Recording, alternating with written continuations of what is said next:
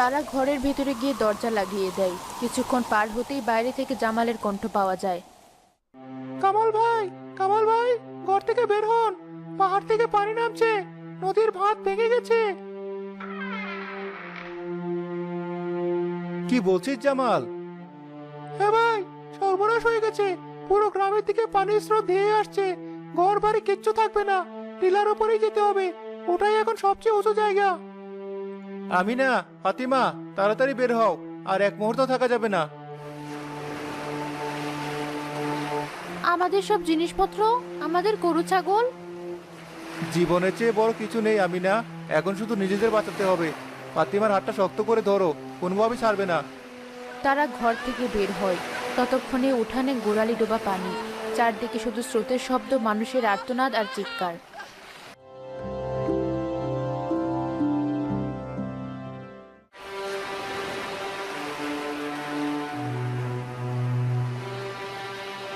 বাঁচাও, আমাকে বাঁচাও, আমার সব শেষ হয়ে গেল। মজিদ, ভয় না পেয়ে মাথা ঠান্ডা রাখো। ওই যে কামালরা যাচ্ছে, ওদের দিকে যাওয়ার চেষ্টা করো। একা থাকলে বাঁচতে পারবে না।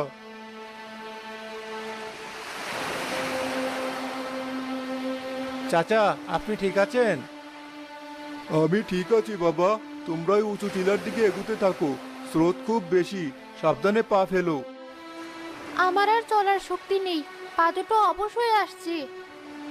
ভাবি, ধৈর্য ধরুন, এই তো আর একটু পথ। ওই যে উঁচু টিলাটা দেখা যাচ্ছে।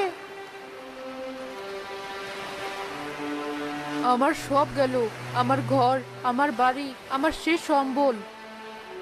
ফুফু, আগে জীবন বাঁচান, আমরা সবাই একসাথেই আছি। হঠাৎ করে পাহাড়ের দিক থেকে একটা বিকট শব্দ হয়, যেন হাজারটা কামান একসাথে গর্জে উঠল। বাবা, ওটা কিসের শব্দ? মেঘ ফেটেছে, সর্বনাশ! পানির স্রোত এখন আরো বাড়বে। সবাই যা পারো আঁকড়ে ধরো। একটা বিশাল ঢেউ এসে সবাইকে ভাসিয়ে নিয়ে যাওয়ার চেষ্টা করে।